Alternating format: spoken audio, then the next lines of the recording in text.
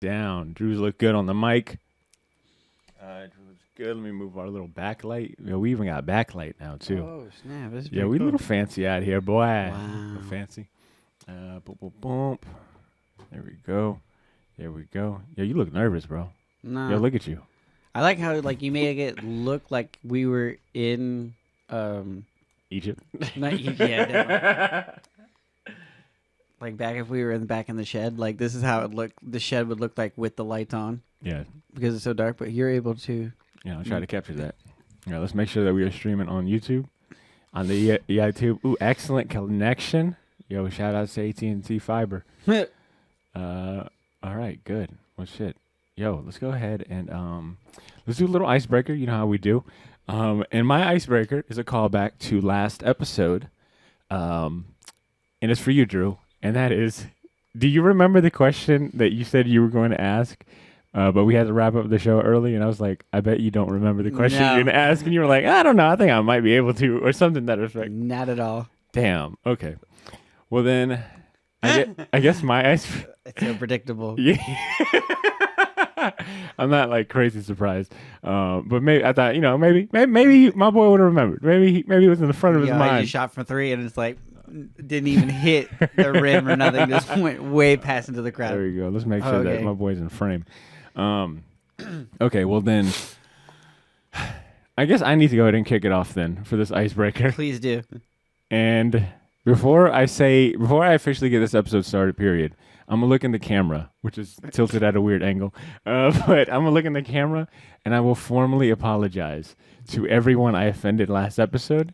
You know exactly what I'm about to apologize. Oh my for? God, yes, 100%. I want to apologize for forgetting about the Hawkeye Disney Plus series. I had at least 3 people, if not, I think closer to 4 or 5, reach out to me and say, "Hey man, Hawkeye was the last Disney Plus series that came out. No disrespect to Jeremy Renner and his family. I apologize if I offended them as well. It's just I forgot. All right, and for anyone that's not that doesn't know why I'm apologizing, last episode, I forgot that Hawkeye was the last Disney Plus series we were treated to. I said it was Loki, and I was off by what? Definitely at least I was just off by one like, show. Yo, Christmas I was was a off long by time one ago. show. Yeah, exactly. It feels like it was like 2 years ago, but I apologize. And that's no that is no slight to the Hawkeye series. I love that series. I just fucking forgot. But I won't let that mistake happen again, because boy, oh boy, I did not know there was this many Hawkeye fans out there.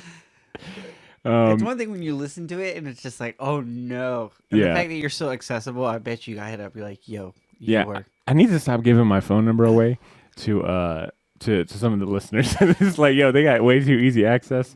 But it was all funny. It was all said in fun and love. So I appreciate everyone correcting me. But yes, Hawkeye was the last Disney Plus series we got. Great series. You know how it is, Drew. Like when we're doing like these watch-alongs, and we're kind of, we got the camera on us, and we're kind of streaming live. It's easy just to say something like a little. It's easy to make a lot of mistakes and just kind of like flubber and say things that come to mind without having like the filter or fact check. If we had a producer, they could be in our ear like, "Hey, idiot, it's Hawkeye. And then you're like, oh, I'm getting word. And then like you touch your ear real quick. I'm getting word on the street right now. Yeah, it's like, it's Hawkeye. I apologize. So, anyways, Don't Drew, make that mistake again. I won't, because I feel like if I make another MCU mistake, I'm getting my legs broken. Oh, 100%. 100%. In the words of change to something that you do now. Like, all right, well, now we're a watch show. We're going to be doing watches, and I'm like, and Jay-Z, I definitely won't fuck that up. All right, Drew, you ready to get this thing going? yes, sir. Yes, sir. So official.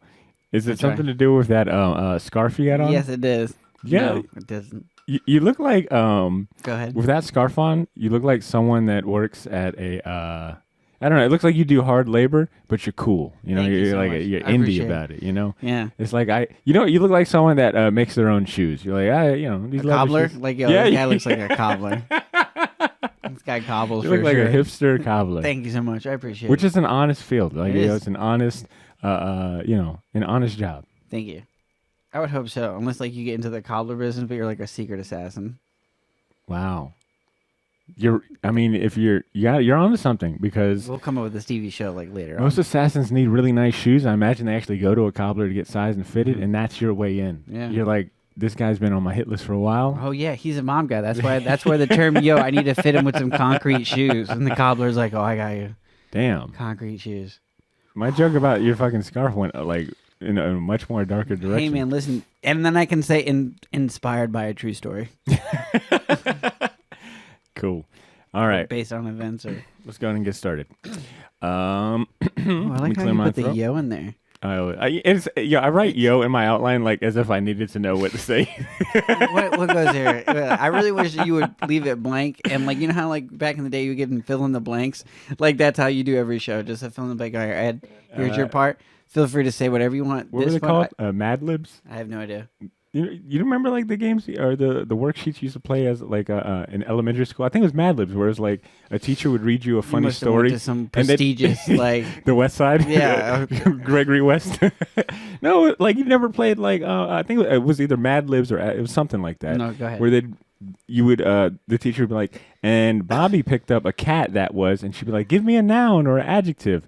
And the Oh. goal was to say the wildest adjective, because by the end of it, she would reread the story, or the teacher would reread the story, and you would have a wild ass story like, and Bobby picked up a blue cat that murdered his family or something, because maybe not that extreme. What if you found out that that's like how some of the most successful Disney movies have ever ever been made, or it's just like they just basically it's a Threw bunch of fucking executives nouns and adjectives at the wall. at a bunch of kids. They're just like, and then what happened? Like, oh, he gets in a spaceship. They're like, oh, okay. Like, They're like, this no, give me a verb. Give me a verb. What does he do? He punches the guy. Ooh, I like that. Okay, let's really get started. Warmed up out the way. dang, okay, back to business. I mean, did you want to play some more? No, it's okay. You're like, this used to be fun. All right. Yo, Short Box Nation. Welcome back to another installment of this weekly bonus series dedicated to rewatching Moon Knight. Today we'll be discussing Moon Knight Episode 2. If you're tuning in for the first time, welcome to the show. If you're here for great conversations about comic books and comic-related pop culture topics, you're in the right place. My name is Bader Milligan, and today I'm joined by my wingman this episode, Andrew Torres. Hi, what's up? Hopefully you're So happy to watching. be here. Hopefully you're watching the video version, and you get to enjoy. My Drew's- Vanna White. I'm just like I'm presenting things. Yeah, Drew's pulling a Vanna White, the hand model. You're also like, you see, those videos at concerts where they've got like the sign language. Oh, person? dude, I love That's those kinda guys. your role. Yeah, to me, if I can get good enough in sign language and work that type of job, that'd be so good. And just going to like the most hardcore ratchet ass like rap concerts Yeah. and signing. And I would tell other people Like that what do Waka you- Flocka one I'm thinking about. Oh, 100%. And people are like, what are you going to do? I'm like, I'm a performer. Like, I'm performing tonight opposite Waka Flocka. Really? Yeah, it's crazy. That'd be so bragging rights. Like, what if you were such a good signer that, like, Drake's like, I need to take you on tour? Do you think, do you think you would get people asking you to sign their autographs, and instead of like writing them a paper, you just like throw a sign at them, and Yeah. they're like, "Oh my god, I got a sign! I got a signature from Andrew Torres." I would That'd hope be so. fun. All right, back to business, Drew. All right, too much fun. All right, too many visual jokes. Yeah. We're going to get back to these Back to the audio version. jokes. Yeah. All right, listeners, at the time of this recording, it's been 48 hours since episode 2 of Moon Knight debuted on Disney+. So depending on when you're hearing this, spoiler warning. We'll be talking about important plot points and some nitty-gritty details, all right? If you're enjoying our commentary on Wednesday for the rest of the Short Box Nation, this will probably be old news by then and more like a recap before you watch the new episode. But if you want our fresh reactions the same week Moon Knight drops, consider becoming an avatar for the Short Box, a.k.a. a Patreon subscriber, and avoid having to wait a whole ass week to hear episodes like this. We normally make the video version of this podcast available the same day we record, and the audio version normally drops a few days before our usual Wednesday release. So if you want to hear our hot takes and commentary sooner, sign up for our Patreon using the link in this episode's show notes. If you want to hear this episode and all of our content the second we post them, support the podcast for as little as $1 and help us keep it going and enjoy special blessings from Conchu himself. And before we begin, I want to thank our sponsor, Gotham City Limit, who makes it possible for us to bring you and the rest of the Short Box Nation this episode and more. Gotham City Limit is Jacksonville's premier shop for comics, toys, and collectibles, And even if you don't live in Jax, you can still shop at Gotham by visiting their website or shopping their marketplace on the Whatnot app, both of which are linked in this episode's show notes. Like tradition dictates for this series, we'll have the episode pulled up and playing along while we chat. So that means we'll be talking about scenes and things going on as the episode plays. If you want to watch the episode along with us, or if you want to watch Moon Knight along with us, fire up your Disney Plus and get ready to press play. Let me go ahead and do the countdown. So I got the screen pulled up. We're at the 0.0000000 minute mark, and I'm pressing play in 3, 2, 1. All right, our Rewatch review episode starts now. All right, Drew. The snap. First of all, the episode title, Summon the Suit. What immediately came to mind when you saw the episode title? What I immediately thought of Iron Man. What the hell is wrong with you? Sorry, that's why I was just like, you were like, when I thought about it, I was like, oh shit, okay, cool. Summoning the suit, that's kind of like on the par with like Iron Man, how he summoned his suit. So Okay. that's what I was talking. But I didn't think it was like a. You didn't think? I mean, the literal suit. The very obvious. Well, that's a good point. I didn't think. I wasn't sure which one, but I had a feeling it was going to be Mr. Knight. Mm-hmm. So I got excited for that because there's really only one fly ass. Well, no, there might be a few others, but there is one particular fly ass suit that we've been looking forward to seeing. Yeah. And we got it this episode. Yeah, but we didn't get it in the way that we like thought we were going to get it. I won't lie. I'm glad you said that. I was a little bit like, I kind of wish Mark Spector took over during that part. It would have been really cool to see him like be real like suave and clean with it. But even Mark Spector was a little bit like, yo, this is what you think of when you think of a suit? He's like, yeah. Yeah, don't you? Like all white? You don't think of an all you don't think of an all white linen suit when you think of Summon the Suit? 100%. Well, I mean, since people have already watched this, and spoiler, like I love his immediate reaction to go, you look like a psychopathic Colonel Sanders. Fire joke. I was like, wow. I will probably use that the next time I see a grown man wearing an all-white suit. So, I mean, there's some questions I actually want to ask you. Change that mic real quick. Sorry. So there's questions I kind of want to ask you in the slow parts just because of, like, how these shows... I wonder how these shows are going to dictate Mark Spector going forward in the actual comic book universe in 616. Are you saying, like, how they're going to, like... portray Mr. Knight, like, do you think yeah, because Mr. Knight to me is always like there's been like this suave like you said there is a current Moon Knight series going on right now that's like relatively new. I think it was either started last year or 2020, but I think that Moon Knight is prime for a relaunch in the comic book to follow along with this. I mean, just kind of like Marvel's, in this case, Marvel's MO, right? Like when a new series launches, more than likely a new comic series is going to launch, new number one, good jumping on point for new fans, and it's going to kind of mimic, Mm-hmm. My question is, how soon before the comic book version of Mark Spector and Steve, Moon Knight in general, starts to mimic Oscar Isaac? Because that's always the fun part, is to see like when they have like the comic versions look just like the actual actors. Yeah, like going forward, you're like, all right, well, this is what he looks like now, so this is what we're gonna make him look like. So yeah, it'll definitely like. Who do you want to see draw him first? Lionel Yu. Lionel Yu is really good at drawing very, very movie accurate. Like portrayals of characters. Like I think about his Norman Osborn looked a lot like is it Henry Lee Edwards? Lee Edwards? Forget the name of the actor. You know what I'm talking about? Yes. So yeah, Lionel Yu would be a good mix. But back to this episode. Overall, how did you feel about the episode before we start getting to like some of the nitty gritty? This episode made me feel a little bit more sad for Stephen Grant's character. Yeah. Like like all the acting here was just so superb, and when you get more like when Stephen Grant's just trying to figure out more, and he feels like he's going crazy, like I'm just like, yo. You see it in his face, like how he's just like, this is unbelievable. Like nobody's gonna believe me, and everybody thinks he's crazy. Yeah, they added like another. I think they think he's even more crazy. I think prior they probably thought he was just like for lack of better terms, I think everyone just thought he was an idiot. Like, yo, this guy can't get shit correct. But this episode, you're right. You do. There's a different complexity to like his situation where. In this scene in particular that we're watching right now, where he's showing, he's trying to prove that a monster was chasing him, but it doesn't show up on the camera. And to your point, I think that extra layer of like no one else. You're telling me no one can see any of this, adds another layer to like how disheveled and how hectic his life is. And yeah, you do feel bad for him because it's like, damn, like even if he could prove, he can't even prove any of this stuff, right? Like that would be a good excuse for his behavior and everything going on with his life, but he can't even prove it. Like the cameras won't even pick it up. Nope, like not at all. And if you go back a couple of, do you find these jokes kind of hitting where the guy tells him, he's like, hey man, you can't be back here?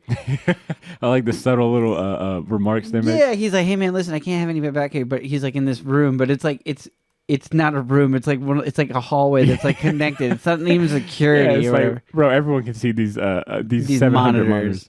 Okay, what did you think about his comment when he sees himself as Mark Spector walking through the camera, and he's like, "That's definitely not me." Oh yeah, that's what I was like. Oh okay, that's sort of like that's like looking at an old picture of yourself, and you're like, "That's not me," and because you had an old haircut or a ugly ass shirt. You're like, "Nah, that was a different me, bro." That's what Steven just saw, but like a much more confident. I think, and it was just an eyebrow arc, like. And well, he stands up straight almost. Yeah. Like he just he has like that walk to him where he's like, oh, okay. It's definitely different. You're like, oh, okay, wow, he's really playing two different characters. Yeah, credit to Oscar Isaac. Like, good point. Like, there's certain physical differences between Steven and Mark that he incorporates in his acting that feels believable, Yeah, and when you catch it again in the second one, like all through because I rewatched this episode just to kind of see if I can catch when he's Mark, when he's being Mark, or when he's being Steven. He does like really cool subtle changes when, just for mannerisms that you're gonna catch. Because like now to the point where it's like as the episode goes on, you don't know who's in control of who, so you got to kind of recognize like, okay, oh he's standing up straight, so that's Mark. Oh he's fidgeting, this is gonna be Steven. Good point. And it's definitely more than just the voice, right? It's also like I think how they talk. Definitely the voice. Like Mark is very direct. Like it's like confident, very direct. But I wanted to talk about the scene that we've currently got pulled up, and it's the scene of Steven giving up his name tag and talking to, I guess, his boss or some sort of HR rep. Do you think that the boss or HR rep is part of the whole, Ethan Hawke gang? I don't know. Heroes gang? Here's the thing. I'm trying to look right now. They've subtly That's all put I'm their looking tattoos. at. Show me your wrist. That'd be my thing. Show me your wrist. Yeah, there you go. Like, all right, cool. You're good. Because apparently we learned in this episode you can't even trust the kids. Hell no. They tatted up too. No wrist is safe. Can I also admit, and I'm definitely gonna look like a fool, but forget it. That's kind of like the fun of us podcasting is making fun of ourselves. I did not know that this dude was an actual dude. I thought he was a statue in the first episode because it was kind of dark. So it my worked. God. So when I saw this, I was like, wait, that was a dude pretending to be a statue? Yeah. Oh, Steven is definitely lonely. That's why when he's talking to him and the guys are like, they take a picture and he's like, yo, put $1, and he's like, put $1 in the Yeah, I guess that makes sense. I mean, all the clues were there. I definitely feel that guy's acting was so incredible that you thought that he was a statue. I would definitely tip that dude $10. That's definitely good. He did great. Can I say that this the storage unit worker looks like Tyler the Creator to me? In a weird way, he kind of like looks like Tyler the Creator. You're like, okay. Also, I wish I got a VIP service at my storage unit. What kind of storage unit is this? Like where all the lights turn on as you walk. It's like, Michael Jackson Thriller, Not Thriller, but the Michael Jackson effect. Yo, my thing is like, can you just light everything up? They're like, nah, we just... Nah, we got to save a lot in it. That's how we keep our costs so low. The lights only come on as you take a step. I'd be like, yo, that's also how crime happens. Like, I don't know, how dark alleyways work, but you're essentially creating a warehouse. Real quick, QR code Easter egg. What does this do? If you scan that one, you get to read Werewolf by Night number 33 on your phone, a digital version for free, and that is Moon Knight's second appearance after a Werewolf by Night number 31. Yeah, so we're just going to get the entire Werewolf by Night. I think this is why I shamelessly plug. If you follow me on TikTok, you would have already learned that because I posted that earlier this week. Ooh. Getting hip with the young kids. So, Steven just walked into Mark's apartment. Like, basically. He walked into his studio apartment. He's just like, yo, okay, so this is where I live. His bed is nicer than mine. He's like, I don't see any chains or locks. But look how organized it is. That's what I'm saying. Like, yo, Well, I mean, he don't really got much room. you know, like I'm Really saying, nice storage unit though. That's what I was saying the exact same thing. I was like, yo, Super nice. this storage unit is like, how much do you think that plan is? Bro. And it's a Easily. floor plan. Oh, bro. It's probably got a little bathroom in there. It's got like a half a bath or something, a toilet. $1,700 just easily. to have this a month. Like, Easily. All right. I mean, and look at, and it's like, yo, Mark's been walking around with this bag like it ain't nothing. Gun, cash, passport. No, he's definitely giving the mercenary vibes. Do you steal from yourself? Have you come across like? do you take the money and the Bro, gun? how crazy! Like I'm saying right now, you go into a place that you have no idea about. You're like, yo, my subconscious Exactly. is so powerful that it made this all nother life. Like I would definitely go crazy. So the fact that he's just basically like, all right, and this is Steven. So Steven's seeing this all the first time. He's like, Steven's losing his mind. It's like, oh, everything that he thought was, because I mean, he wakes up and he thinks it's a dream, and this is like reality crashing in. Like, oh, never mind. This guy is about a whole different life I'm not even aware of. Like how no pun intended. How crazy is it that he finds this room, the guns, the money, and all of that, and it's like, and then his mirror, his mirror all, image starts talking to him. Like it's all coming together. Like, so this is where I've been. This is why I've got people like shooting at me when they see me. It's like, what type of haters are out there? You know, like what type of haters has he like garnered? What have I done? Yeah. So this conversation here between Steven and Mark. Imagine being the camera guy having to shoot this film, and you're like, damn, Oscar Isaac is killing it acting against himself. I was thinking about the camera people that are on set watching this transpire and how cool that's got to be to like watch like them act and know that we're going to put this in post. Like, you know, we'll put your reflection in post, but we need you to talk to this empty ass wall and really deliver it. Yeah. I wonder if somebody's feeding him off lines or he's just doing this off of memory. That is a good question. Like he has like a standee that basically acts with him, or if it's just him basically being himself. But he still also has to like be all of his different. And like even now, like you're getting different types of Mark. Mark's hair's not in his face; it's basically on the side. Yeah, it's a little similar. It's a little similar. Nah, Mark's like way suaver, bro. Oh no, without a doubt, Mark is the suave one. And he's very direct. You know, I thought it was going to be a very long explanation of like, okay, here is why, you know, I take over, and I think that, you know, this is like them feeding you just a little bit. Like, okay, Khonshu, avatar of the, you know, Egyptian moon god. I'm his avatar, and that's what I do. You know, I made a deal with Khonshu. They don't really go into detail just yet. They're telling you a little bit, and I imagine the next episode, or, you know, we'll continue getting like flashbacks and bits and pieces later on. Dude, but how much do real quick, it's enough information to have Steven react this way. Like, you know, once again, when you were talking about their difference in their attitudes and, you know, personalities, Steven is losing his mind right now. Like, you know, quite literally, like, you know, having a panic attack. But I give him thumbs up for, you know, wanting to do right. And like, look, man, this is not part of my life. Like, I'm willing to go to the cops if it means like not harming anyone. Yeah, this is all on you. Like you were telling me before, you're like, yeah, this is where Steven's character really shows that, like, yeah, he's like just a gentle, good person at heart. Yeah, because he's got heart, and he's just kind of in over his head. This is funny because not funny, but in the trailer when this is happening in the trailer, I thought he's like manically laughing. And like laughing, like just like ha ha ha, like this part right here. But he's basically he's just running for his life. Yeah, there's nothing exciting about all this stuff. I mean, let's be real. Khonshu is a very intimidating. The way they portray him, you know, like very intimidating. And I mean, they stuck true to the design in the comic, or at least the more modern comics, where it's that bird skull. Like, to see it in action is creepy, man. They nailed it in my opinion. All right, so we are now watching Steven run into the road, and he gets to meet, I guess in a way, his wife himself, or, you know, Mark's wife, Layla. And I'll point out something, because he's seeing Layla from an upside down point of view, which makes sense because he's on the floor. But you do see a lot of upside down shots. Like, you know, we talked about last episode some of the themes, the common visual themes of like the reflections. You know, there's a lot of mirrors and puddles, anything that has reflective surfaces. But there's also a few shots where it's like upside down, like visually. You see that a lot, and I think it kind of drives home the theme and motif of like, his world being upside down and opposites and this and that very He's well. learning everything for like you or the viewer are learning everything for the first time as well as him. Yeah. If I'm not mistaken, I think the actress that plays Layla, she was also I recognize her from that show Raimi I like so much. I think she's Raimi's like cousin and Egyptian cousin at that. So it was kind of cool to see her. And she's no pushover too. Like, she is not very happy about finding she does not believe any of this, and she's not happy about any of this as well. But talk about a ride or die that she came looking for his ass once she got the phone I've been call. calling you for months. For months. She's like, what? Oh, okay. And then she's not even having all this. But here's the thing. At this point, she knows more. She knows less, but knows more about Mark than what Steven does. Yeah.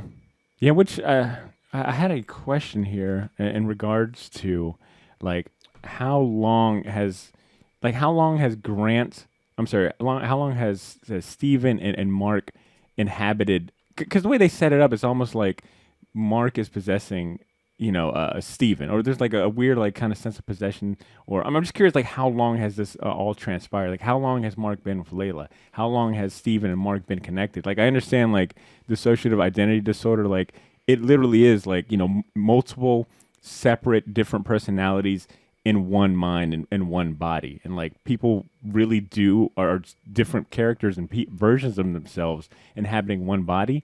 But I don't know, I have a feeling like they're almost setting this up where it's maybe like separate people that were joined together. You know what I'm saying? Oh, I do not know. At this point, I don't know what's going on, what's happening, like who is in charge of who, like we said before. Like, I think Mark exists. Mark has always existed, and Steven is the new identity that's coming in. Well, I guess we do hear Ethan Hawke's character Harrow ask that question. Did Khonshu choose you because your mind was easy to break, or because it was already broken? And if we're talking about the show's accuracy to the comics, that is something that is in canon, where it's like Mark always had DID, and that is why. Well, he didn't always have DID, but Khonshu possessing him and making him an avatar definitely, like, split his mind for good. So maybe that'll be the case here. But I thought it was interesting that a few of Steven's hobbies and things that he like the poem and the hieroglyphics and studying Egyptian culture, was like things that Mark probably learned from Layla that have transferred over to Steven. Okay, so there's the link between them. Yeah, that is something I ended up reading about or learning about DID, is that sometimes one personality's characteristics can easily be transferred over to the other personality, because they inhabit literally the same everything, so it's kind of common. It's like a copy of a copy. Yeah. So. Okay. And speaking of copies, to kind of get back with, anytime he talks to Khonshu and he doesn't know like what's going on, it kind of reminds me a lot of like Ghost Rider.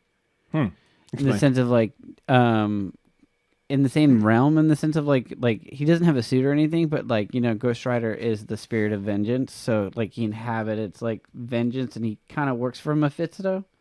Oh, okay. So it's like to me, it's like who's pulling on the strings and stuff. So it's almost like in the same that level of like, if Khonshu is that type of like deity, who would he be hanging out with besides the Black Panther?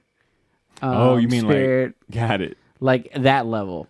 Because now they're establishing Khonshu. So from there, I know in Black Panther 2, they've said that they're going to establish, I forget who the deity for Black Panther's power. Like the Panther God? Yeah, the Panther God that they think. She's actually going to show up in Black Panther 2. Like, she's going to have like her own body. Oh, wow. So it's like, okay, now they can go even further with these. So like at some point, we probably see the, I think, like if Hercules shows up, we're going to see those gods. Yeah, so we've already seen Odin in them. I mean, and it as recent as Eternals, we got the concept of a much higher like power, right? Like we got to meet the Celestials, who in a way are kind of like would be the equivalent of like the big G, like big G gods. Yeah, and then Eternals themselves, right? Like the OG, and then you got the big G. Yeah. But I think it'd be funny if there was a spin-off Marvel Disney Plus series where it's just about like the deities in Marvel hanging out and talking shit about their avatars, like Office style. Like, oh, this is awesome. Like, Mephisto's like, I cannot stand Ghost Rider. all he does is want a bike, and he burns up everything. So he's like, and I don't understand jumping over cars. Like, you can jump over a lot of things, but you're just jumping over cars. Like, Yeah. what's gonna happen? And Khonshu's talking mad shit about Stephen Grant. He's like, yo, this dude is a worm. Mark Spector's my boy. Yeah, Spirit of Vengeance, you got to deal with one. I got to deal with this guy who's like, I don't even know who I'm getting. I've got 3 personalities. My mind hurts. And then Owen's coming in. He's like, my son? You want to talk about? Total I got 2 sons. fuck up, man. Try to have 2 sons. One's adopted. But I love him like he's my firstborn. Yeah. Well, not my firstborn because I had to cast her out to a different place. Dude, this episode's got a lot of emotional scenes, like and dialogue and discussions being exchanged. Like even for Layla, like imagine her position, where she is talking to the man she thinks that she's known and loved and been on adventures apparently, and he's not that person, and she's got to buy into that. You know, like a lot of like emotional toll for a lot of characters involved going on here, but and one of Mark's newest worries is the fucking popo. Oh, 100%. The British popo at that, dude. Yeah, because, I mean, and there's no reason for him, like, not to get a visit from the police from all the crazy stuff that's been happening the last couple of days. Yeah, I was going to say, I'm surprised he didn't get, like, a knock at the door earlier. And I think he says, like, they're here because he vandalized the toilet. Actually do not know. I think he does. I think he does say that. But once again, this would be a case of me being like, yeah, I'll let you in, but can you lift up your jacket, your jacket sleeve real quick? If you want to wash your hands right in front of me, that'd be great. And then Layla's just gone. She's just like, all right, cool, boom. So she knows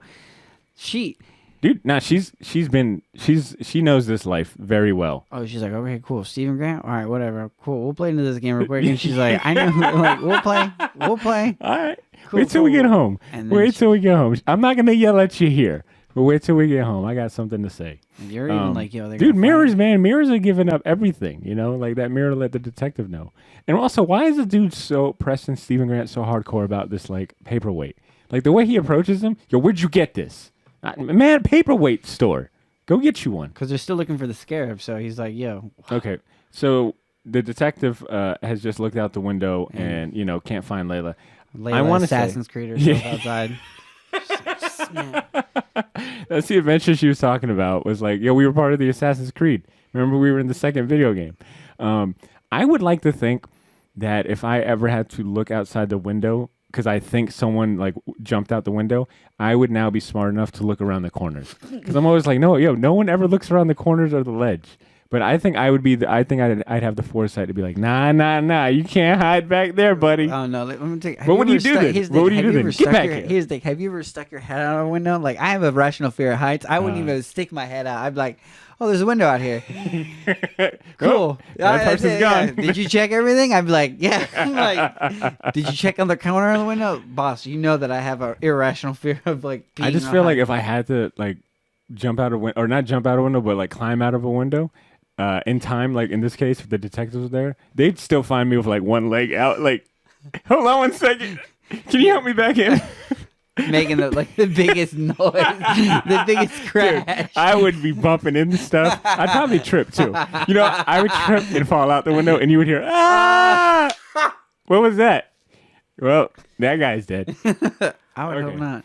So we are now watching the detectives drive. Yo, you are not taking me in a van at like 7 o'clock at night. I'm like, 7 o'clock at night? Now this looks more like a. No, you're right. This is probably like 7 Yo, o'clock this looks like the kids are still out playing soccer. No. Well, here's the thing. We understand why the kids are playing soccer right now. Yeah, because in this cult, kids ain't got no damn bedtime. No. But it's a perfect society. All right, I wanted to ask because in this scene we learned that Mark Spector, some about his mercenary life. He's kind of like the biggest. Wanted type of whatever assassin spy, and then one of the detectives mentions that, he executed the archaeologist. Do you think that's I wonder if how true that is. If that's a setup, I'm sure it's like a miscommunication, right? Like I didn't really kill them. Which makes me think about Mark Spector's comic book origin, where he was a mercenary working with I think the guy's name is Bushman, Bushman or something like that. And he actually protects his love interest and her father because they were archaeologists. He protects them but gets killed by Bushman, and that's why Khonshu revives him, et cetera, et cetera. So I wonder if that's the case where we're going to meet like the mercenary group that Mark Spector was a part of in his like comic book origin. Oh yeah, especially how the second episode That was kind of really basically nerdy, ends. so.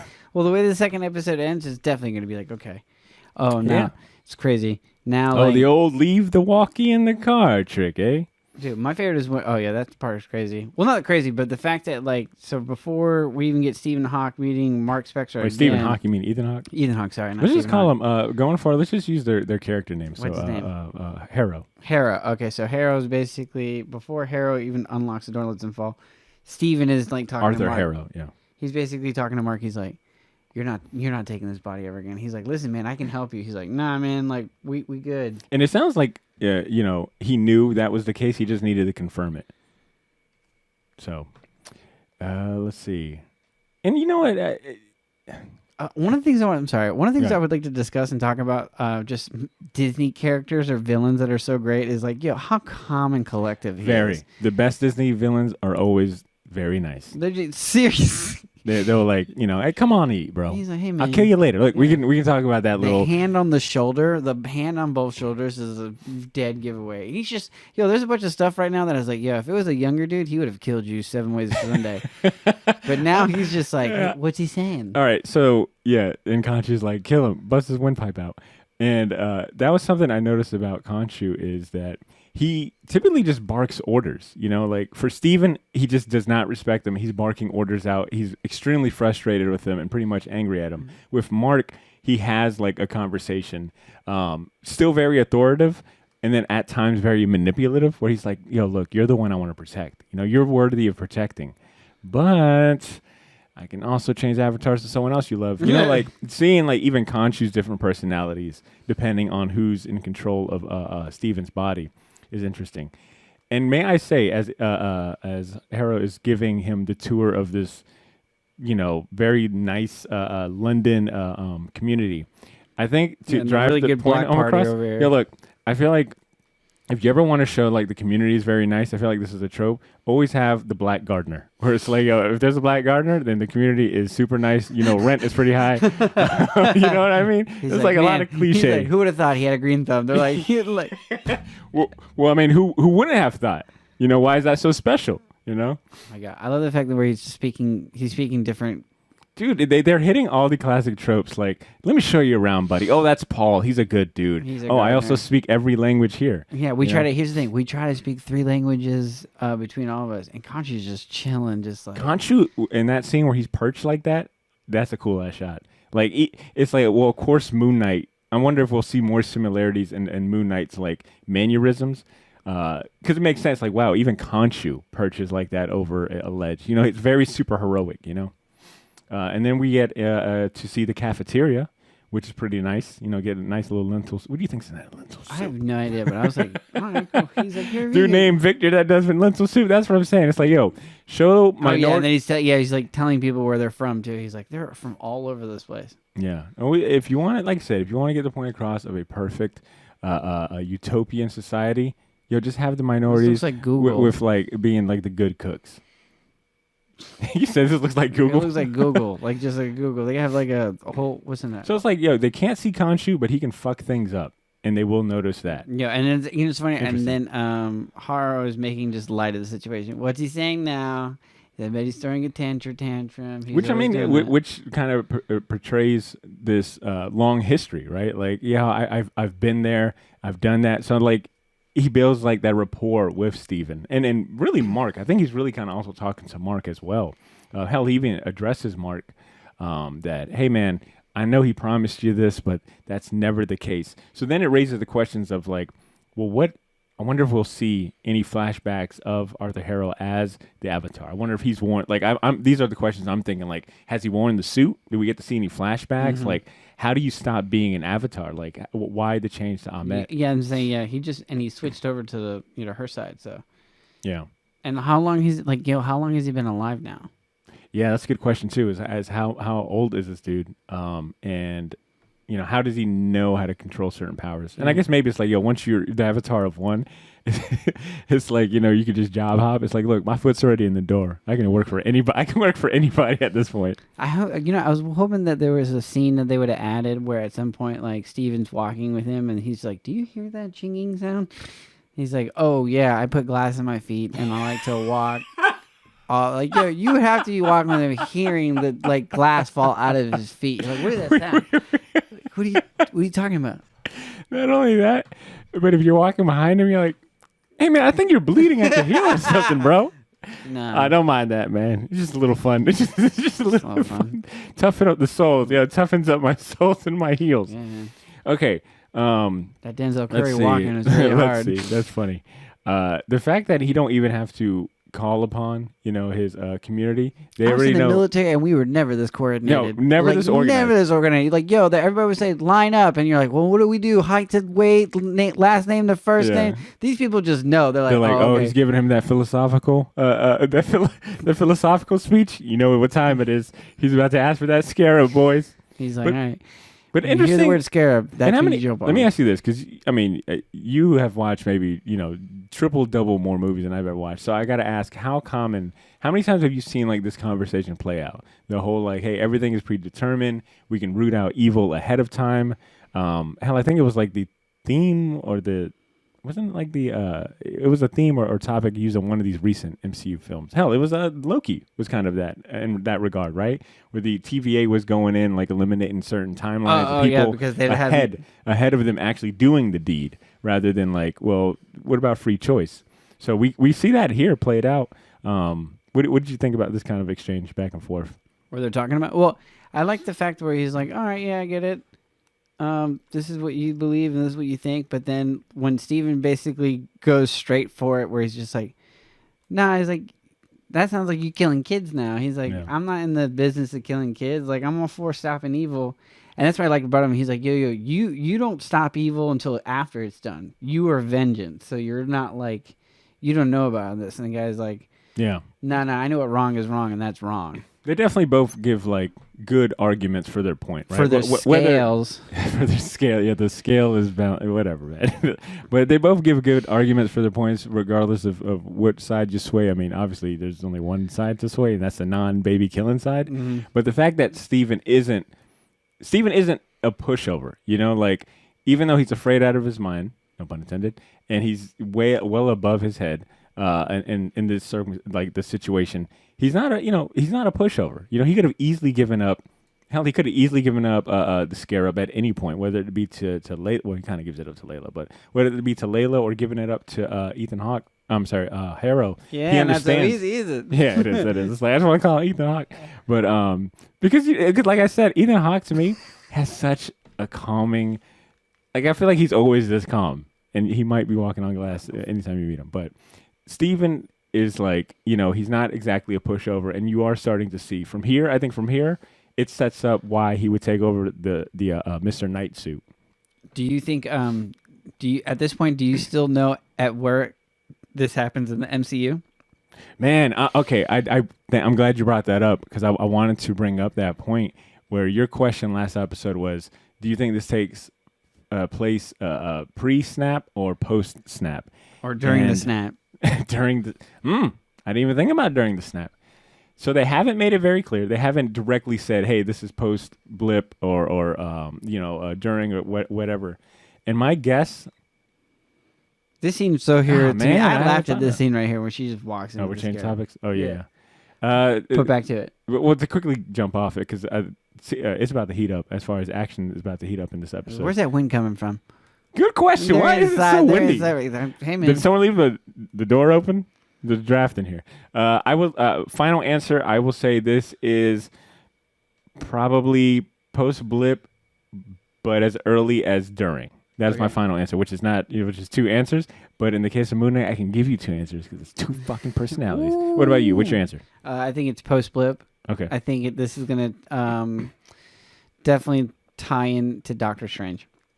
Oh. This is gonna be one of those because like look at his purple light stuff over here. Oh, his energy. Anytime I see a purple light, that's not a good thing. Steven Just bumped stay into that dude. Even that dude was like, look, bro, I don't want to fight. Just go. And then he just runs upstairs. And then you quickly see Layla doesn't need no one protecting her. Oh heck no, Because man. she will throw a man 2 stories, down 2 stories. So, okay, Steven is summoning another jackal monster. What do you think about the visual effects? Oh, these are pretty fun, and I like the fact that we got monsters. Yeah, we got monsters rolling around in the MCU, which I thought was really cool. Like we had aliens before, but now we got like, oh, okay, it's cool seeing these little jackal things. Yeah. What's also really really cool is the fact that now you're starting to understand that, which to me is a really big piece of information, is Layla when she first sees that Steven's having a hard time, and you think that because he's freaking out like, oh, what's going on, and he can hear it, but she can't. Yeah. She can't see or hear it. Yeah. And then when it finally happens and she sees what's going on, she's like, oh, he's actually in trouble. Like, which is funny to me because she's like, oh, I got to help him because she's not going to be dissuaded. She sees the suit. She understands like it's a power beyond the grave and it deals with all this Egyptian stuff. I think at this point, she firmly believes, okay, I'm not dealing with Mark. This is a completely different person. I mean, she even, I think she even says like, does she call him Steven by name? I don't think yet, but I think once she sees him have this breakdown right here, I think the point is driven home to her. Like, okay, this is not exactly Mark. I don't have the detail. No, she calls him Steven by name. Okay, so she does call him Steven. But I think it's this point that she realizes, this might be not exactly what I think it's going on. She's like, all right, well, we're going to have to do this. She's like, and then I like the fact she like... She doesn't... Go ahead, say it. No, I like the fact that he's actually freaking out. Like, Steven's character is having a really good breakdown because you're like, holy shit, you feel really bad for him. And then, like you said, she's basically talking to him. She's like, Steven, you can do this. Like, you got And then this. even accepts the fact that, okay, well, this is not a viable option. We got to keep it moving. Which is funny. And it looks like, probably from her end, it looks like he threw himself out the window. That's a good point. Imagine watching all of this transpire. And it's like, yo, that motherfucker just jumped out the window. I just said it was okay. Damn. And then we get this cool, like, and he did the superhero pose, the superhero. And I love the landing. It just falls over. And just fucking tips over. What do you think about the suit?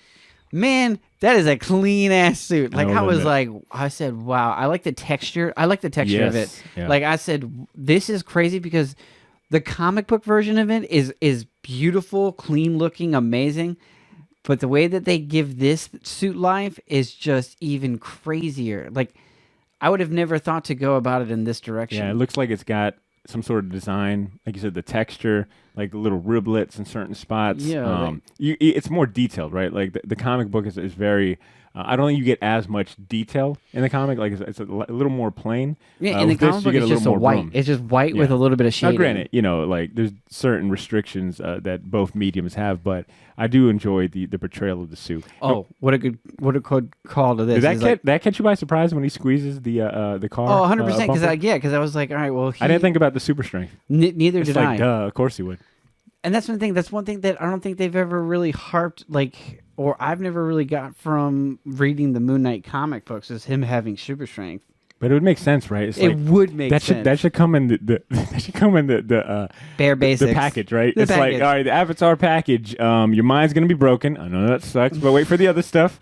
Super strength. Ooh, fly ass suit. Yeah, fly those suit. jars of pickle, not a problem no more.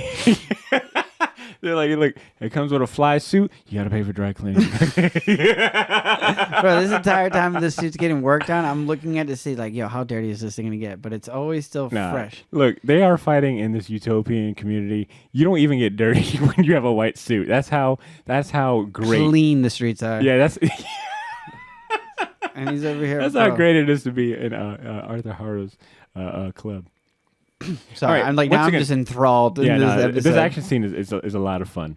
But I do want to bring up the whole camera guy question I was saying. Like, imagine filming this and getting to watch Oscar Isaac and this actress like play this scene out and act it out. It's like, okay, big monster in the middle. You guys are struggling. Like, I think it'd be cool to see like. We get to see it too because when she's not seeing things, it's him. And then I like the fact that he's quoting Muhammad Ali. Yeah, which I think is really really. Sting like a V. My name's Steven with a V, not a PHEN. But when he knocks him out, he gets nice right hook. He gets nice right super hook. excited. He's like, "Yo, this is what I liked about it." He's like, "I plotted you." I was Dude, like, that's what I'm saying. Is like Steven's got a lot of heart, and he's trying. and immediately gets kicked. He all could the way have he straight. could have easily given Mark control any period, but like this is his character arc. I think it's gonna the go nobility part of this. From, yeah. He's gonna go from being like just a worm, to quote Khonshu, to like his own man. Okay, so that's that I love that the old ladies are like, "Hey, yo, this is a drunk right there." basically like this dude's on drugs. But I love that fact that me and you were talking about this on the phone. To hit home to this is like this is such a cool part because from the comic book, this turns it on his head. We in the comic books we were introduced to Mr. Knight as this cool, suave, confident, like take no names, like take no prisoners. He's killing everybody. Oh man! And now we get Steven who's wearing this, so he has the potential of being this great hero's journey because Mark's already badass as enough as Very it is. true. It's a lot more fun to watch Steven like take these lumps and get back up, and then of course call in Mark when it's time for like all right, time to stop playing. And to me, the transition for this suit is so badass. Because I'm telling you right now, I love what they did with the this mummy show, wraps, dude. Dude, the infinite moonarangs is such a cool concept. And that's why I wonder how much it's gonna. I gotta get back into reading like the Jason Aaron Avengers or the Moon Knight, but to see like if they do this in the comic books, like I would be so like surprised, but at the same time, I wonder how many people would be pissed off about this. So we're watching Moon Knight jump across. He's doing parkour. The rooftops. He's giving Bucky a look how run many for him. times they give us a very in your face moonshot one, and I think there's like two more prior to this one that we just seen, but. Him jumping across from building to building, and then the moon in the moon in the background. It's like, look, he is the Moon Knight, not Batman. 3. He's not Right Batman. Now, 4. We should do that. Ding, Yeah. ding, ding. There's quite a bit of gratuitous. But I love this part. This rooftop part's really cool because he's talking about a little bit further, and Flop, he's flop. like, "Yo, boom," and then he's just like, "All right, listen, are you a big Oh, wrestling this fan? I suplex? love wrestling." suplex to the or power bomb suplex, whatever it is. With the moon in the And the background moon. and the moon in the background. Fucking. Oh, so he catches the moonerang that comes off of the monster as he just. That's cool. And Okay. puts it back there. And I like the fact that I thought he maybe- did all this badassery stuff. Badassery. Stuff. And it's one of those things where it's just like sand. And it's like, where's all this sand coming from? Yo, imagine being the janitors. It's like, come on, man. These Moon Knight's kids. been around here. These kids. So right now, this is Mark, right? Yeah, right now it is Mark. He's looking for the scarab, which we learned he drops it back off at Harrow's community function. Yeah, which is Also, so speaking of which, we're watching the scene where I'm assuming homeless guy, old guy, some random guy. I don't know why he's in that community. He should already been like clothed, fed, and like. Yeah, you know. exactly. Well, granted, this might be right outside, but does he end up killing this guy? Oh heck yeah! Or you does he see- judge him? Because I wasn't able to tell. Oh, he like, does judge him. Yeah, he falls to the ground. but he doesn't do the whole process of putting like the fucking Listen, cane in the he's middle. Like, he's like, listen. I this already know guy- you suck. Yeah. You wouldn't be this old in the streets if you didn't make good decisions. It's too late What for an you. asshole. Dead. Yo, Arthur Harrow is an asshole, and that's what Layla learns. Just like, wow, he's an asshole. He didn't judge that guy based on any evil deeds he's done or will do. He just shook his hand. Yeah, I'm like, Say goodbye. She's like, mental note: wash hands. This is the importance of washing your hands, kids. Okay. Bad joke aside, we're watching. Now we're watching it be reversed, right? Mark is talking to Steven in Steven is inhabiting the mirror universe is what I'll call it, but and I like how calm Mark is talking Steven through it. Like, yeah, kind of sucks. A lot of willpower takes, and he also paints a picture of like, yo, just because he is not actively in control doesn't mean that it's not its own challenge to be in that mirror world. It's like, yo, the amount of willpower you need to have just to even be a fly on the wall is a lot. So, yeah, to form a sentence. Yeah. And Steven's scared, man. Like, you feel it. It's like, damn. Like, my dude, by this time, I was like, nah, man, Steven. My boy Steven has got to play background for a hot minute. I guess he's like, yo. Mark's like, I got to do something right quick. I need this body, so you're going to have to sit in the sidelines. Yeah. And I guess it kind of answers my question of like, or I get an idea to my question earlier where it's like, how long has this been happening? And Steven makes it a point like, you've kind of been ruining my whole life for a minute, no dates, can't keep a goldfish alive, no job, which makes it seem, those are the most recent events. but the way his tone kind of feels like everything that's wrong with me or the My troubles. whole life I've felt this way, and I have Yeah. no reason. And now you're telling me that it's been you? It's been you this entire time. So I'll be curious like for them to kind of explain like how long this has been going on, some of the first instances, and what that transition was to from just being Stephen Grant, Mark Spector, or individual of DID to becoming Avatar. I'm sorry, you're blowing my mind right now. Also, what's really, really cool, do you like the way that Mark Spector and Khonshu talk to each other? Yeah, yeah. Like I said, like Khonshu is very manipulative. Like he knows Well, with Mark, with Mark, he's not too manipulative as much as he is with Steven, but like with Mark, I think with Steven, he's just like very direct, angry. But with Mark, it's like he's got a rapport with Mark. It's like, assuming this follows the comic book origin, we know, or Khonshu would have brought Mark back to life from the dead, and now you owe me. And Mark and Khonshu's kind of quick to remind him, like, look, you owe me. I'll protect you. But because you're worthy of being protected, but I also know that you're trying to leave me. And the fact that he's willing to try to use like Layla as a bargaining chip, man, that says a lot about Khonshu. Well, there's another thing too that's really interesting was when Khonshu's like, "Hey, you said that you were gonna have him in check. Like you told me that this wouldn't be a problem." And he's like, "Yeah, I know that's what I said. Yeah, true. Let me handle this." So it's definitely that kind of makes me think that the Stephen Grant, Mark Spector has always had DID. This is something that he's probably had to deal with for a while now. And when Mark Spector maybe makes the bet or the deal with Khonshu, it's like, hey, I can have that under control. We'll see, though. I mean, I'm just kind of just throwing out some theories. Spitballing to see like what's going what. I mean, we'll definitely get an explanation of like what's going on. And but it makes sense, right? Like Khonshu's attitude. It's like, he's an Egyptian god. He's a deity. It's like these mortals are beneath him. The fact that he's even got to make a deal or chase you down to for you to do your part is like annoying as hell to him. Mm-hmm. And sorry, I wanted to ask to kind of not like harp on it, but to add to this, do you want a definitive answer of like who's who, or would you rather them play the entire time of playing with the fact that you just don't know who's who? I'm fine with that if that's the case. But I'm sure they won't leave us in the dust that badly. I wish they kind of just keep with it and say this is the interesting part, because right now I'm looking at Steven. Mm-hmm. Steven only shows up in Broken Mirrors. This is definitely. Oh, that was Steve. Oh, that's Steven. I didn't even catch that. Steven's is over there in the Broken Mirror. Yeah, and Mark's all over huddled there up. Yeah, Steven would be drinking like that, looking all cool. You're and right. shit. You're right. Mark is looking like a Tommy Hilfiger underwear model. For right Gucci. And he didn't even bother to try to find Layla. It's like, no, I don't want her involved any more than she currently is. Mm-hmm. So we leave off with Arthur Harrow has the scarab, which means that he can find Amit's tomb.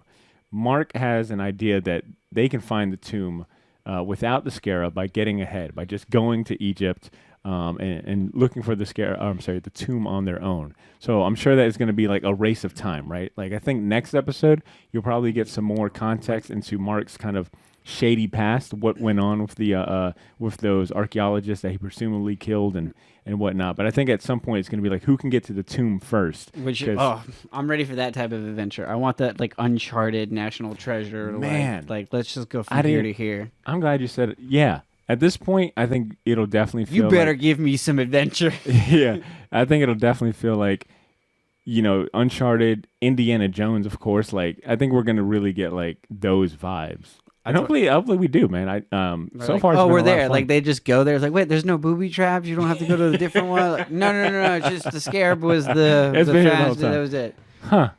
Okay. I'm like, oh, awesome. Cool, My question cool. for you is, do you think we will see another personality or identity in regards to Stephen Grant, Mark Spector? Do you think we'll see the third personality that's prevalent in the comic books, a gritty street cab, Jake Lockley? Do you think we'll see Jake Lockley? No, I don't think so. I think Jake Lockley and Stephen Grant are basically a formation. Like do I want to see a third personality? Yes, I would like to see a third one come through.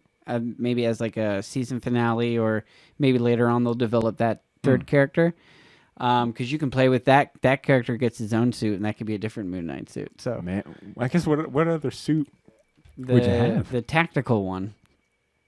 Hmm. There's this one right here that's more of like an organic one. Then you have that one that's like the man-made suit one, and then you have the Moon Knight from Warren Ellis's looks like tactical. Yeah. But I feel like the tack suit would be more applicable to Mark Spector because mercenary suit, ex-marine type type vibes. I would say if they do introduce a third personality and it happens to be Jake Lockley, because all right, so Jake Lockley is I hope it's Harrison Ford. Like it's just Oscar Isaac playing Harrison Ford. Like, can you imagine Oscar Isaac playing Harrison Ford, but as Oscar Isaac for the Moon Knight? Just like, yo, we'll just throw it. Yeah, that would be very one hell of an interesting creative choice.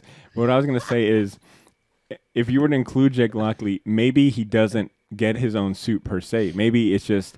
When he's in Jake Lockley mode, he's very street smart. His suit just turns into a regular outfit. Like a cabbie. Regular ass outfit. It's like a leather jacket and a cabbie hat. It's like did we really? This isn't even white. It's like a black jacket. Cool, it's like a brown thing. But I think if we were to see Jake Lockley, maybe he doesn't have his own suit, but it's just like a personality shift where it's like, hey, he's got certain underground connections. He's street savvy. He knows his way around like the underworld. And maybe it's just more so Oscar Isaac actually acting in a different tone, like more slick, like, like nitty gritty. We'll see. It's just a theory I've got. But the other question I wanted to ask you is that, do you want to continue to see, let me rephrase this question. So we've established Mark Spector has the Moon Knight, traditional Moon Knight costume and armor. Looks badass. And we've seen Stephen Grant seems to be in control of the Mr. Knight persona. Do you think at any point we'll see any of that flip-flopped or Mark Spector don the Mr. Knight costume? Yeah, maybe, because if they figure out like how to harness the power, because I guess it's like, summoning the suit, and Mark probably has like a good grasp on it. Yeah. I would like to. Because it almost seems like this Mr. Knight suit is custom tailored, no pun intended, custom tailored to Stephen Grant, because he says, this is your idea of the suit. So I wonder what other and I guess maybe that's my question that I'm trying to get at is that I wonder what they make. Yes, what other costumes or suits will we possibly see if it's based on like their perception or their how they view it. So I think if we do see one more personality, if that is the Jake Lockley outfit, I wonder if we get a different Moon Knight costume. And I don't know enough about like how many costumes he's had in the comics, but I wonder if he's only had costume changes. Yep. Like updates from his first one. His first one had the gauntlets on the wrist. Yeah. His second one went through the Sinkovich updated that lasted for a long time. And the only thing they changed for that was they either gave him blackface or whiteface. Yeah. He also had like some gold he had different elements. Like symbols on his on his anyways, we're getting deep into that, but I'm just curious if one, we'll see a third personality, and two, if we'll see any other suits attached to any additional personalities. So now like watching this and thinking how easy it is to get dressed with a suit like that. Bro, what? All you got to do is blink your eyes and look up. That's it. You just do a chest move and then boom, you're dressed. So for the record, on the topic of getting dressed. Okay. Apparently, most I guess like that is an element of having like DID is when you start shifting personalities. Like I got really serious for a minute. I did take this in a very serious. Thank you. But what I'm saying is that like clearly Oscar Isaac has done his homework. Is taking this role serious in the portrayal of someone with like this mental health, this mental health issue very seriously, because that is an accurate thing where like some of DID like tends to blink and like look up, and they have like those kind of like that would be honestly maddening. Here's the thing: the fact that like Stephen Grant is still maddening and he's still holding on to his character is like what makes him. That's just, all like, he's got, just bro. Amazing. Yo, it's like that's all he's got. So, okay, Drew. In closing, because the credits have long since ended, I wanted to incorporate something new, staying on the theme of Moon Knight. What would you give this episode based on, I already told you about this, so that's why you're laughing, based on the moon's 8 phases, what would you give this episode out of 8 lunar phases? I would give this a full moon. I'll give this a full moon. That's good. That's good. You give it a full moon. Give it a full moon. And full moon being like, gave me a lot of emotions. 10 out of 10. Yeah. 8 out of 8 in when this the case. moon is right, it forms all the oceans and messes with like how the waves are, This is and definitely I not a was like, science it was, podcast. it was a wave of emotions I Okay. felt because of this all right. episode of Moon I like Knight. it. You saved it. Boom. Okay. And then like there was like 8 moon shots that we saw, so then those 8 moon shots would equal to the 8 phases of a full moon. True. So yeah. Okay. Yeah, I would. I like this episode. It was really good. It was definitely like you feel really bad for Stephen Grant. Like you feel super bad for him because you're like, dang, this like I feel Yeah, give my boy a break, man. 100%. And And he's still batting, and then from there you just get to Mr. Knight, which was the biggest surprise because me and you were basically we like, were looking forward to this. yo, they were gonna make Heavy. him badass as hell. Like we were gonna get the Mr. Knight car. We were gonna get him just basically doing Mr. Knight, and they're like, nah, we're gonna make him James Bond, but an idiot. You're like, what? They're like, yo, he's an idiot, and he's James Bond. Is like, yo, it's like Steve Carell level of like Mr. Knight is like a Steve Carell Moon Knight. Yeah, he's Steve Carell from The Office as Moon Knight. Yeah. If they gave Steve Carell's character The suit was just like, yeah, I just like, need go him. fight. There you go. Yeah. And then from there, we still get a lot of backstory. We get more history, like way more history. The fact that we find out that there was an avatar before Moon Knight, so that's Which always was cool. I thought a very cool surprise. Yeah, and we still haven't met. Like I know for a fact, there's a lot of people that are still cast in this movie that still haven't shown up. Oh. And we're only 2 episodes in, right? That's what I'm saying. This feels like these first 2 episodes feel like we got 3 episodes or 4 episodes worth of content. Yeah, a lot of things thrown our way. A lot of backstory that like is slowly, But it's still entertaining. Oh, 100%. Like, yeah. So I will give this, a full 8 out of 8 moon phases. A full moon? Yeah, full moon. I'll give it a full moon. I'll give it a full moon. I'll give it a full moon. For a lot of the reasons you said, I enjoyed the amount of context we got. While still giving us a lot more questions, right? It's like, we're going to give you a little more context, answer some more of the questions, set some of these character arcs and the character backgrounds up. But primarily, I enjoyed it a lot for the action sequences were great. The introduction of Mr. Knight was handled really fun. It was overall it was a fun episode while still having a lot of like emotional aspects to it too that drew me in that regard. Like the conversation between Steven and Arthur was very interesting. Like for them to be exchanging like philosophy and really kind of painting the picture for the protagonist, right? Like we learned why he's committed to Ahmet. We also learned that he was in Steven's shoes before. Mm-hmm. So now there's like different elements and dimensions to him while still tying him to the protagonist, right? Like they have common ground, and now you get to kind of see like where that rift is and where those philosophies change. But overall, man, excellent, and it makes me wish I had more Moon Knight to read. I think I've caught up pretty much with the 2 major series that this Disney Plus series is pulling from. So now I'm like genuinely curious about going back to some of the older stuff. Mm-hmm. So that's what I got. I guess the only thing we got left to do is ask our listeners, what are your thoughts on the episode, on the series so far? What would you give it according to our new... How many phases would you give this? Our new lunar ranking. But other than that, there you have it, Shortbox Nation. Thank you for hanging out with us this week, but it's time to close out this show. Next week, you'll be treated to 2 episodes of the podcast. One will be my interview with the head honcho of League of Comic Geeks. It's an online platform that's connecting comic fans from across the world. And of course, we'll have our Moon Knight Episode 3 reaction and rewatch episode available. So stay tuned to the podcast feed every Wednesday for new episodes. If you want to hear both of those episodes at the same time, get 2 iPhones, 2 phones, borrow loved one's phone. Plus all of our bonus content before anyone else, consider becoming a Patreon subscriber and avoid having to wait a whole week to hear from us. Sign up for our Patreon using the link in this episode's show notes and support the podcast for as little as $1. We need more lights. We need more lights. We need more lights. We need more lights. We need over here on Andrew's side to get the dramatic lighting. A fog machine. Yeah, that'd be nice. That, like, really, we're at nighttime. Yeah, you're right. Green screen. I can just paint everything here green. Well, probably not. I'm renting, so. But yeah, help us out, man. Help us continue. We don't want to live like this no more. Help us keep this going. Help us improve the show and our video quality.